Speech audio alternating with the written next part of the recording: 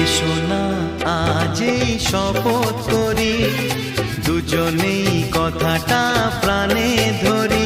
কোনোদিন কাউকে এই মন তোমাকে ছাড়া ভালোবাসবে না।